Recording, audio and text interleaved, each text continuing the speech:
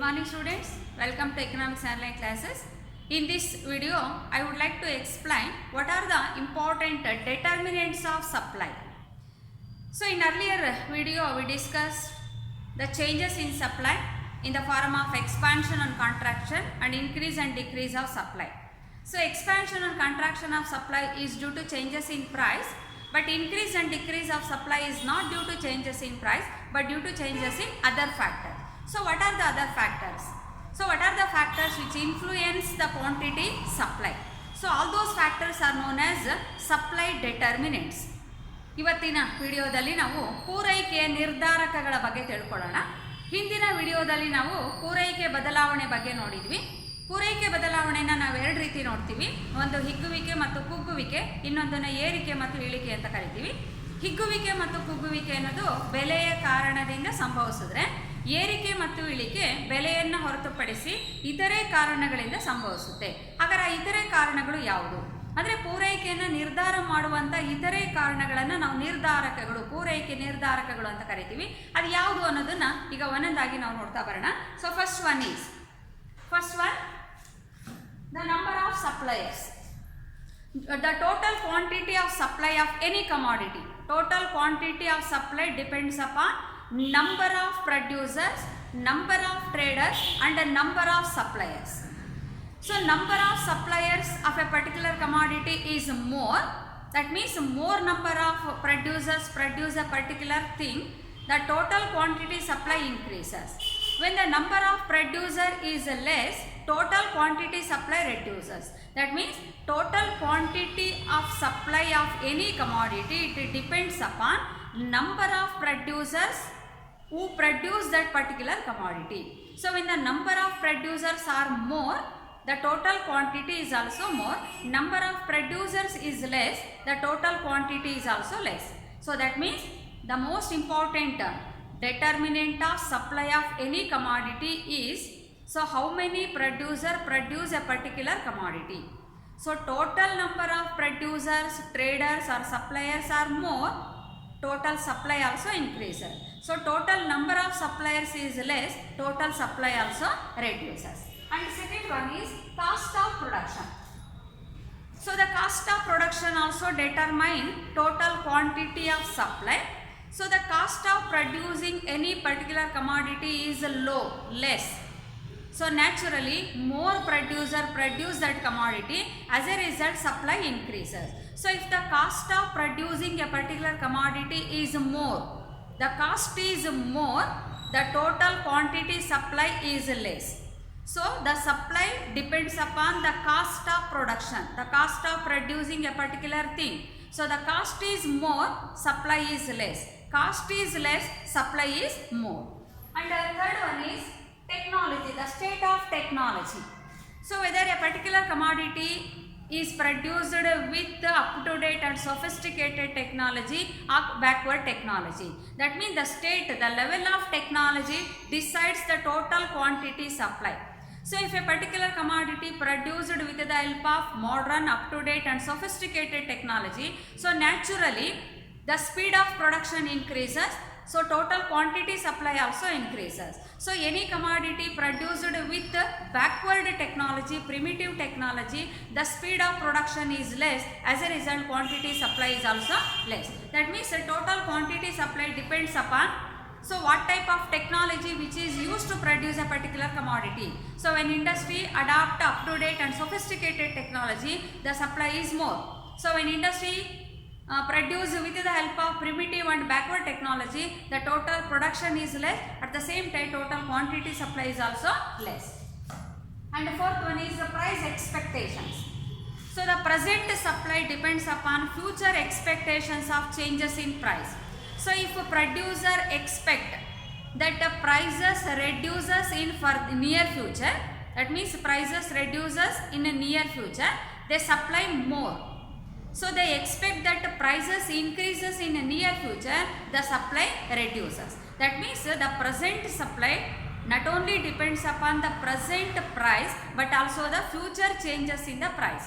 So if producer expect that prices reduces further in a near future, they supply more.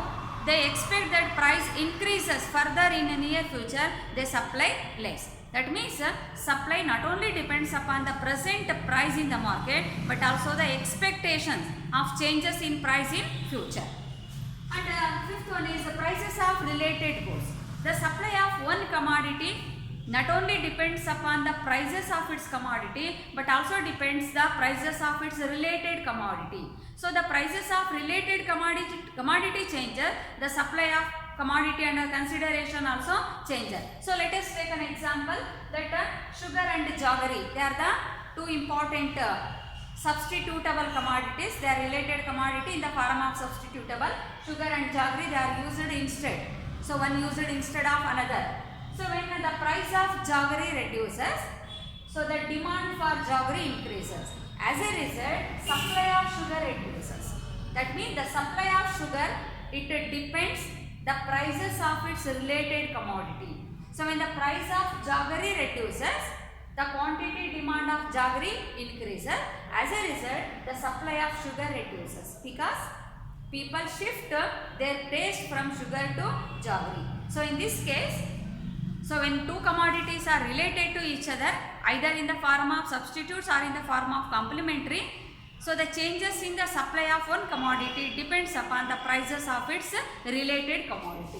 And another one is labor disputes. So the total production depends upon the cordial relationship between laborers and managers. That means the present joint stock companies are run by the managers, business managers.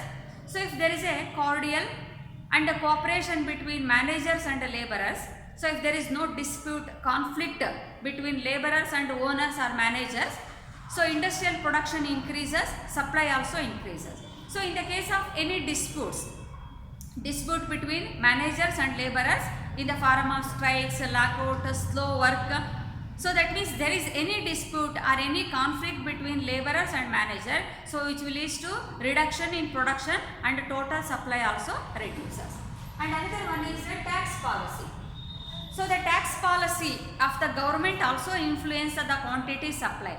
So government reduce the tax on commodity, and at the same time government introduce subsidy scheme for the production of some commodity. Total supply increases, production increases and supply also increases. So tax and subsidy policies are favorable to industry, production and supply increases. So if government impose more tax and it reduce the subsidy rate, so as a result production and supply also reduces. That means tax policy and subsidy policy is favorable to industry, production and supply increases. If they are unfavorable, production and supply reduces. And another one is natural factors. So there is no natural calamities in the country. So there is no natural calamities like floods, drought and any other natural calamities. So the supply increases, production also increases, supply also increases. So this is particularly applicable to agriculture industry, agriculture sector. So in agriculture production, it depends upon natural factor. So if all natural factors are normal and favorable, so agricultural production increases. As a result, supply of agricultural product also increases. That means if there is no natural calamities, so natural factors are remain normal or there is no natural calamities, so production and supply increases. So if there is natural calamity in the country, so as a result total production is disturbed, as a result total quantity supply also reduces. And another one is foreign supply. So supply of any commodity not only depends upon production, domestic production, but also the foreign supply or import. So in a domestic market, the supply of any commodity depends upon two important sources. One is domestic industry, another one is foreign industry. So when foreign supply of any commodity increases, the import of foreign commodity increases. So as a result, the total supply in domestic market also increases. That means the total supply in domestic market, it not only depends upon domestic production, but also depends upon foreign supply. So if foreign supply of any commodity is more, so total supply is increases. When foreign commodity supply reduces, so total supply in the market also reduces. And availability of resources. So if all resources are available in an adequate quantity, So if there is no scarcity for any resources, land, labor, capital and organization are the important resources or factor which are used to produce goods and services. So all these factors or resources are available in an adequate quantity. If there is no scarcity of any resources, production and supply increases. So if there is any scarcity of natural or human or capital resources, which will lead to reduction in production and supply. So supply depends upon the availability of resources. Another one is transport and communication.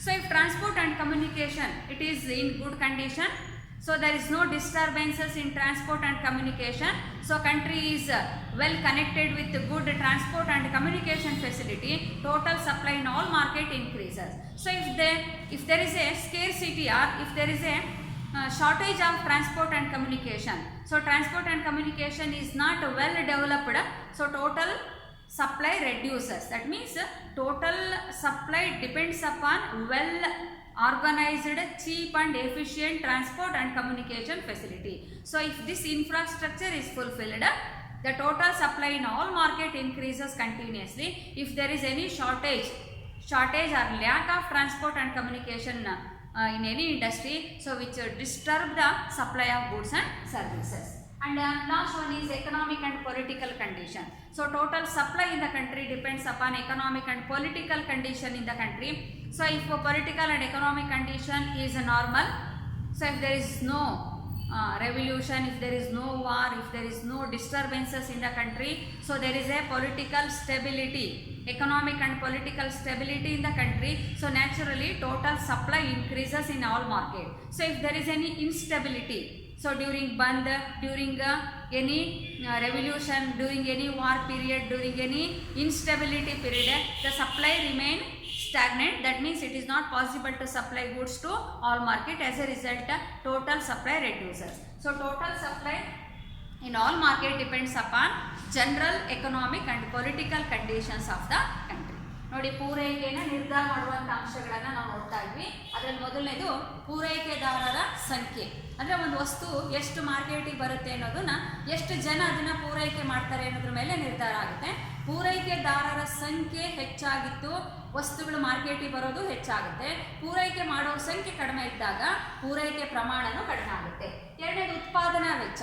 ಒಂದು ವಸ್ತುವಿಗೆ ಹೆಚ್ಚು ಉತ್ಪಾದನಾ ವೆಚ್ಚ ಇತ್ತು ಅಂದರೆ ಉತ್ಪಾದನಾ ವೆಚ್ಚ ಹೆಚ್ಚಿದ್ದಾಗ ಅದನ್ನು ಕಡಿಮೆ ಜನ ಉತ್ಪಾದನೆ ಮಾಡ್ತಾರೆ, ಹಾಗಾಗಿ ಉತ್ಪಾದನೆಯ ಪೂರೈಕೆ ಕಡಿಮೆ ಆಗುತ್ತೆ. ಉತ್ಪಾದನಾ ವೆಚ್ಚ ಕಡಿಮೆ ಇದ್ದಾಗ ಹೆಚ್ಚು ಜನ ಉತ್ಪಾದನೆ ಮಾಡೋದ್ರಿಂದ ಪೂರೈಕೆ ಪ್ರಮಾಣ ಹೆಚ್ಚಾಗುತ್ತೆ. ಮೂರನೇದು ತಂತ್ರಜ್ಞಾನ. ಒಂದು ವಸ್ತುವನ್ನು ಅತ್ಯಾಧುನಿಕ ಮತ್ತು ಉನ್ನತವಾದಂಥ ಆಧುನಿಕ ತಂತ್ರಜ್ಞಾನವನ್ನು ಬಳಸಿ ಉತ್ಪಾದನೆ ಮಾಡಿದ್ರೆ ಉತ್ಪಾದನೆಯ ವೇಗ ಹೆಚ್ಚಾಗುತ್ತೆ, ಹಾಗಾಗಿ ಪೂರೈಕೆಯೂ ಹೆಚ್ಚಾಗುತ್ತೆ.